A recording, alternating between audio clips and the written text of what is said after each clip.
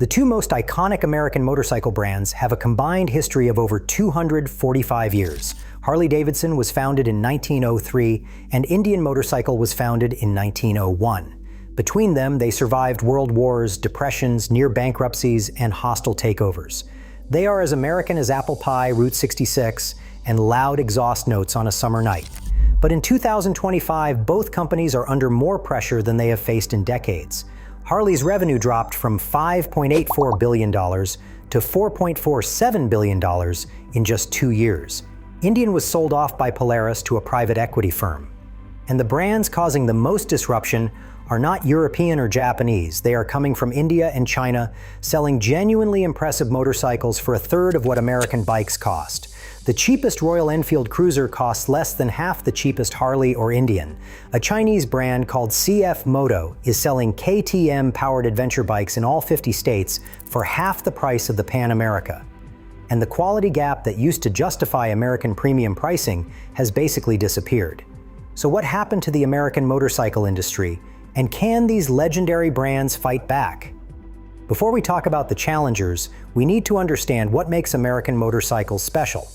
Because neither of these companies is about to disappear, not even close. The Harley-Davidson factory in Milwaukee, Wisconsin, has been building motorcycles for 123 years. Industry data shows they command roughly 74.5% of the United States touring motorcycle segment. The Harley Owners Group has over 1 million members worldwide, making it the largest factory-sponsored motorcycle club on the planet. The Street Glide and Road Glide remain two of the most aspirational motorcycles money can buy, and nothing from any competitor comes close to replicating that long-haul touring experience. Indian Motorcycle, meanwhile, has had one of the more remarkable comebacks in the industry. Polaris revived the brand in 2011, and by 2024, Indian achieved the #1 market share position for mid-size cruisers in the United States. The all-new 2025 Scout lineup, featuring a 1,250 cubic centimeters V-twin, making 111 horsepower, has been a genuine hit. Indian's retail sales were up low double digits in the second quarter 2025, while the broader heavyweight market was down mid-teens. That's impressive by any measure. Resurgence. Indian generated approximately $478 million in revenue over the trailing 12 months ending June 2025. They have a global dealer network of over 600 locations and more than 900 employees dedicated to engineering, design, and manufacturing.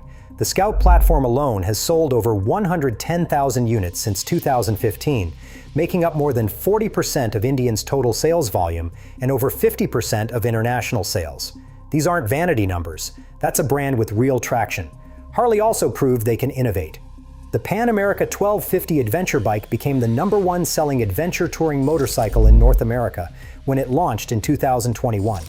Indian's 101 Scout, packed with Brembo brakes, adjustable suspension, and premium components, showed that American manufacturers can build performance-focused machines. 93% of Scout buyers have been completely new to the Indian brand, according to Rider magazine. Harley's new CEO, Artie Starrs, who came from Topgolf International, is leading what analysts describe as a deliberate restructuring.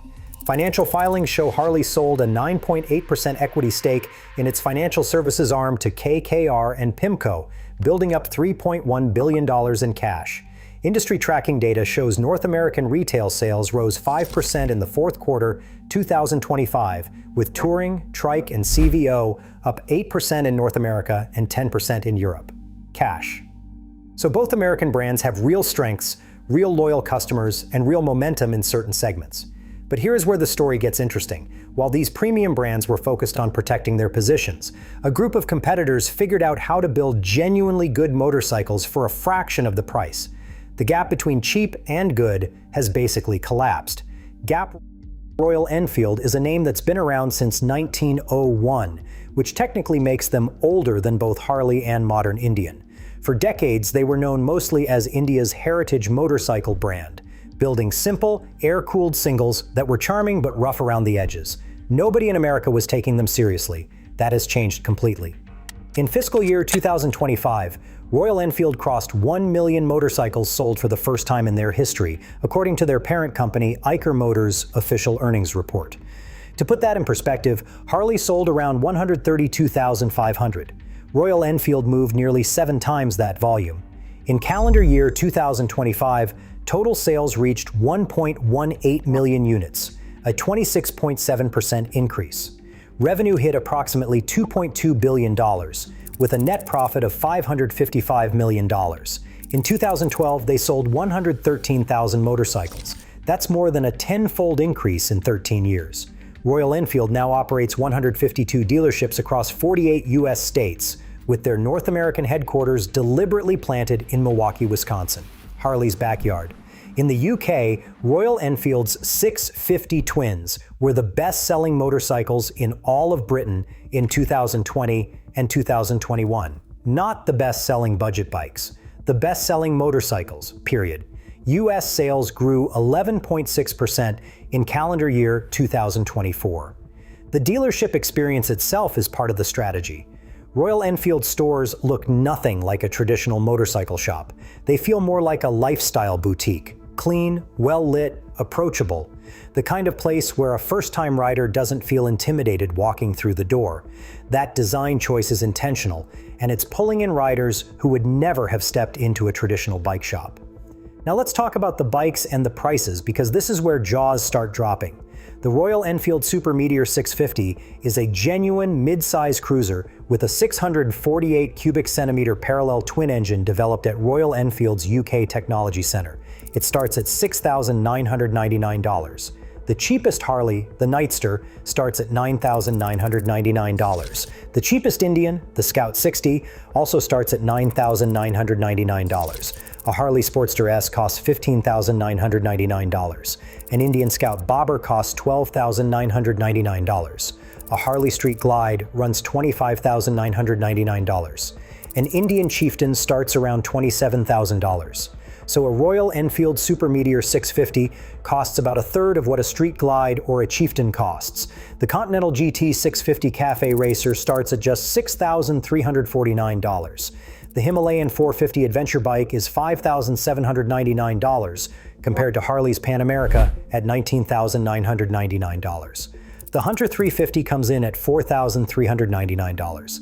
Think about that for a second. You could buy a Royal Enfield Super Meteor 650 and a Himalayan 450, own 2 completely different motorcycles for 2 completely different riding styles, and still spend less than a single Harley Sportster S or an Indian 101 Scout. That kind of math makes people reconsider their brand loyalty really quickly. And the quality gap has narrowed dramatically. In the J.D. Power 2025 India two-wheeler initial quality study, Royal Enfield ranked highest in initial quality, with owners reporting 20% fewer problems than the industry average. Their new Sherpa 452 cubic centimeter platform features DOHC, ride-by-wire, a slipper clutch, and 40 horsepower from a motor that weighs significantly less than Harley's Milwaukee 8 or Indian's Power Plus. The pipeline is aggressive too. A Himalayan 750 and Continental GT 750 are expected in 2026, along with Flying Flea electric motorcycles unveiled at EIC May 2024. 6 CKD assembly plants now operate outside India, in Thailand, Argentina, Colombia, Brazil, Bangladesh, and Nepal. That global manufacturing footprint means Royal Enfield can produce bikes closer to the markets where they sell them, reducing costs and duties. It's the same playbook Japanese manufacturers used to dominate Western markets in the 1980s, and the numbers say it's working. Here's the detail that should really get American manufacturers' attention. The average Royal Enfield buyer in India is 27 years old. In Western markets, the brand attracts new riders who want an affordable entry point, experienced riders looking for a characterful second bike, and minimalists who prefer mechanical simplicity over digital complexity. Compare that to Harley, where financial filings suggest an average financed buyer age of 44 to 45, but UBS analyst Robin Farley argues the true figure, including cash buyers who skew older, may be in the late 50s. That age gap represents a generational divide that is getting wider every year. But Royal Enfield is not the only challenger circling, and this next one might be the most surprising of all. If you told a motorcycle enthusiast 10 years ago that a Chinese brand would be selling KTM-powered adventure bikes in all 50 US states, they would have laughed you out of the room. But that is exactly what CFMoto is doing right now. CFMoto, based in Hangzhou, China, hit 250,000 global motorcycle sales in 2025. Their North American growth rate was 48% year over year. They operate over 300 motorcycle dealerships in the United States, nearly 700 total power sports dealers. That growth was built on their established all-terrain vehicle business, as China's largest all-terrain vehicle exporter, with total power sports revenue exceeding $1.8 billion in 2023. The secret weapon is their partnership with KTM dating back to 2014. CFMoto's Hangzhou factory manufactures KTM's entire range of 799 cubic centimeters parallel twin models, making it KTM's third global production site alongside Austria and India. They use that same KTM-derived engine in their own Ibex 800 Naughty adventure bike, priced at $10,299. A KTM 890 Adventure costs $13,499. A Harley Pan America costs $19,999. The CFMoto comes standard with heated grips, handguards, adjustable suspension, a TFT display, cornering ABS, and a quick shifter, all included. Their 450 platform is equally aggressive. The 450 SS Sport Bike at $5,699 comes with Brembo brakes and a TFT display as standard. The 450 CLC Cruiser, CFMoto's first cruiser, starts at $5,399. That is roughly one-third of the Nightster S or Scout 60S price. And the Ibex 450 adventure bike at $6,499 undercuts the Yamaha Tenere 700 by over $4,000. Let's pause on that Ibex 450 for a second. A genuine adventure motorcycle with modern electronics, a competitive engine, and a proper chassis for $6,499. 5 years ago, that price point simply did not exist in the adventure segment. CFMoto just removed that entire barrier. Rider Magazine reviewed the CFMoto 700CL-X and said it exceeded expectations, not just for a motorcycle built in China, but for any motorcycle at that price point. And in 2023, Yamaha chose CFMoto as its Chinese manufacturing partner, further validating the company's production quality. When Yamaha trusts you to build their bikes, that is a stamp of approval that is hard to argue with. But the competitive landscape gets even more unusual, because the world's largest motorcycle manufacturer by volume is actually building bikes for Harley-Davidson. Hero MotoCorp sold 5.9 million motorcycles in fiscal year 2025. That makes them the largest motorcycle manufacturer on Earth by sheer volume. Almost all of those are commuter bikes sold in developing markets. So why should American brands care? Because Hero MotoCorp and Harley-Davidson have an active manufacturing partnership. After Harley pulled out of India in 2020, Hero stepped in to develop, manufacture, and sell Harley-branded motorcycles for the Indian market. The result was the Harley-Davidson X440, priced between $2,800 and $3,350. That makes it the most affordable Harley-Davidson motorcycle anywhere on Earth. The partnership was extended in December 2024 according to Business Standard, with plans for additional models. Hero operates 7 global manufacturing plants with 7.6 million units of annual production capacity and carries near zero debt. They announced plans in 2025 to enter Germany, France, Spain, and the United Kingdom for the first time, initially with electric scooters, followed by gas-powered motorcycles. They partnered with California-based Zero Motorcycles to co-develop a premium electric motorcycle. Hero is years away from competing in Western premium segments, but their manufacturing scale, their financial position, and the fact that they are literally building Harley-Davidsons right now makes them a wild card nobody should ignore. When the world's largest motorcycle company by volume is also your manufacturing partner, they are learning your playbook every single day.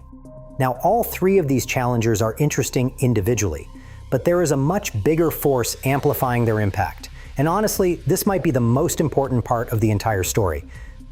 The motorcycle industry has a demographic problem, and the numbers are brutal. In 1985, the median US motorcycle owner was 27 years old. Today, that number is roughly 50. Ownership among riders under 18 has collapsed from 8% to just 2%. The 18 to 24 age group dropped from 16% to 6%. Baby boomers outnumber millennials as motorcycle owners at a 4-to-1 ratio, according to Motorcycle Industry Council data. The boomers, who bought Harleys and Indians in the 1990s and in the 2000s, the generation that built American motorcycle culture into the force it is today, are now in their 60s and 70s. They are hanging up their helmets, selling their bikes, and the generation behind them is not replacing them at anywhere near the same rate. Younger riders who do enter the market think completely differently. Hagerty insurance data shows that 78% of millennial motorcycle insurance quotes are for bikes valued under $10,000. They research purchases on YouTube. Channels like Fort9 with 2.3 million subscribers and RevZilla with 1.5 million have become more influential than any showroom floor. This is a generation that watches a 20-minute YouTube review, reads 50 Reddit comments, and compares insurance quotes on their phone before they ever set foot in a dealership. Brand mystique does not work the same way when your entire customer base has access to independent reviews comparing a $7,000 Royal Enfield directly against a $13,000 Indian Scout, and concluding that the cheaper bike is more fun around town. UBS analyst Robin Farley found that younger potential buyers see motorcycles primarily as transportation rather than a hobby or identity. That is a significant shift in the incentive to buy an expensive new American bike. The cultural institutions of motorcycling are evolving too. The Distinguished Gentleman's Ride, now drawing over 100,000 riders annually across 650 cities in 115 countries, centers on cafe racers, vintage bikes, and scrambler culture, partnering with Triumph rather than American brands. Royal Enfield's Build Train Race program puts all-female racing teams on 650 twins at Moto America events. Women now represent 19% of U.S. motorcycle owners, up from 8% in 1998. Among millennial owners, 26% are women. And here is something that does not show up in any earnings report. Online sentiment in motorcycle communities is shifting.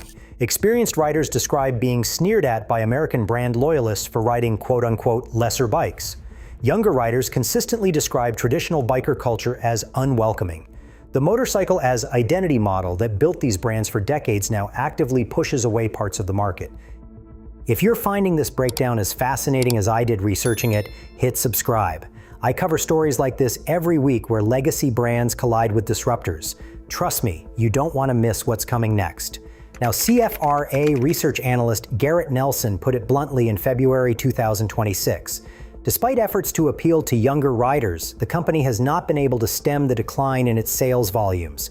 Harley's retail sales have fallen from over 260,000 units in 2006 to 132,500 in 2025. That's a 49% decline over roughly 2 decades. Polaris made the dramatic decision to sell Indian Motorcycle entirely, suggesting the motorcycle business was not delivering the returns they needed. But the real kicker is the total cost of ownership, because the price gap does not stop at the sticker. When you add up 5 years of ownership costs, the gap between American brands and budget competitors becomes almost absurd. A Harley Nightster or Indian Scout 60 owner can expect to spend roughly $21,000 to $26,000 over 5 years. That includes the purchase price, insurance at around $600 to $1,000 per year, since American cruisers are among the most stolen motorcycles in the country, and dealer maintenance running $800 to $1,500 annually. A Royal Enfield Super Meteor 650 owner, approximately $12,400 to $15,450 total over the same 5 years. Insurance runs $300 to $600 per year. Maintenance costs $300 to $600 annually because the parallel twin is simpler and parts cost less. That is potentially a $10,000 difference over 5 years. For a lot of riders carrying student debt and staring down housing costs, that math makes the decision for them. The gap goes beyond the total number too. Insurance on an American cruiser can run $50 to $80 a month. Insurance on a Royal Enfield is often $25 to $50. When you are in your late 20s trying to justify a motorcycle to your partner or your bank account, that monthly difference matters more than any brand badge. The used market makes things tougher for both Harley and Indian. Used wholesale prices peaked during the 2021 to 2022 COVID boom and have since collapsed. Domestic cruisers crashed 13% between April and June of 2025 alone. Some categories have seen 40% depreciation in just 2 years. That creates a catch-22, where the flood of used American bikes on the market competes directly with new inventory. A buyer walks into a dealership, sees a brand new Street Bob for $16,999, then checks online and finds a 2023 model with 3,000 miles for $11,000. That is brutal for new bike sales at any price point. In the broader US market, Harley has dropped from the #1 brand by unit sales to #3, behind Honda and Kawasaki. Kawasaki surged to #1 in the first half of 2025, driven by middleweight models. The 601 to 900 cubic centimeter adventure class grew 13.1% in early 2024, according to MYC data, while the over 900 cubic centimeter class declined 16.4%. The global adventure motorcycle market is valued at $15.2 billion and projected to reach $25 billion by 2034. The segments where American brands are strongest, heavyweight cruisers and touring bikes, are the segments that are shrinking. The segments where Royal Enfield and CFMoto compete, middleweights and adventure bikes, are growing double digits. That is not a temporary blip, that is a structural shift. And the pie is getting slightly smaller, while the American brand's slice is getting smaller faster than the pie itself. So with all of this pressure building from every direction, what are these legendary brands actually doing about it? This is where the story gets hopeful, because neither brand is sitting still. Harley-Davidson's biggest move, according to motorcycle.com reporting, is the Sprint, expected for spring 2026 at under $6,000 manufacturer's suggested retail price. Named after the iconic 1961 to 1974 Ermacchi-built model, it would be the most affordable Harley in modern history. The original Sprint was built through a partnership with Italian manufacturer Ermacchi and became one of Harley's best sellers of its era. So there's historical precedent for Harley succeeding with affordable, lightweight bikes. Harley's new Chief Executive Officer Artie Starrs has reorganized the executive team and recommitted to Milwaukee headquarters. Financial analysts expect a comprehensive strategic plan by May 2026. Wall Street consensus treats 2026 as a transition year, with operating income guided near break-even. That looks like a company hitting the reset on purpose, backed by $3.1 billion in cash. Indian Motorcycle, meanwhile, is going through an even more dramatic transformation. In October 2025, Polaris announced it would sell its majority stake in Indian to Carolwood LP, a Los Angeles-based private equity firm. The deal, expected to close in the first quarter 2026, makes Indian a standalone company for the first time since Polaris revived the brand in 2011. Indian only achieved its first profitable fiscal year under Polaris in 2023, and sales dipped in 2024, reflecting industry-wide trends. This separation comes at a pivotal moment. New CEO is Mike Kennedy, a 30-year motorcycle industry veteran with executive experience at RumbleOn, Vance and Hines, and notably Harley-Davidson. Indian will retain over 900 employees, its Spirit Lake, Iowa, and Monticello, Minnesota manufacturing facilities, its Swiss design center in Bergdorf, and its global dealer network of over 600 locations. Some Indian loyalists are nervous about the private equity ownership. That is understandable. But there is a case to be made that independence could actually be good for the brand. Under Polaris, Indian was one division competing for resources with off-road vehicles, snowmobiles, and boats. As a standalone company, every dollar of investment goes directly into motorcycles. Polaris CEO Mike Speetzen said the separation enables each business to move faster and invest more deeply in their respective markets. Indian also has real product momentum. The 2025 Scout lineup, completely redesigned with a new 1,250 cubic centimeter Speed Plus V twin, a new steel tube frame, and more than 100 accessories, has been the brand's strongest launch in years. Indian achieved the #1 market share position for midsize cruisers in the US last year. The Scout 60, starting at $9,999, is designed specifically as an entry point, with 93% of Scout buyers being new to the brand. Moody's did warn in early 2026 that Harley's debt ratings could face a downgrade. That sounds scary, but Harley has $3.1 billion in cash. They are restructuring, not going broke. And here is the thing about Harley's Hero MotoCorp partnership. The X440, puts the Harley badge on a $3,000 motorcycle in India. That introduces the brand to millions of young riders who might one day trade up to a Nightster or a Street Glide. It is a long game, and it is a smart one.